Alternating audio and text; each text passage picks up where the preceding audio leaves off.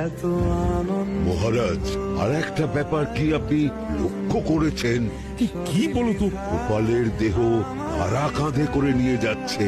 হ্যাঁ হ্যাঁ, ওই তো মন্ত্রী, সেনাপতি, জ্যোতিষী আর পণ্ডিত। আসলে গোপালের এই শেষ যাত্রা আমাদের কিছু শিক্ষা দিয়ে যাচ্ছে মহারাজ।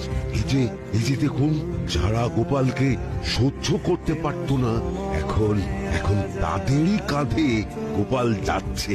তার মানে শেষ পর্যন্ত কেউই কারোর শত্রু থাকে না, সবাই মান অভিমান ভুলে কাঁধে কাঁধ মিলিয়ে পার করে দেয়। তাই তো, এই দৃশ্য তো সেই কথাই বলছে।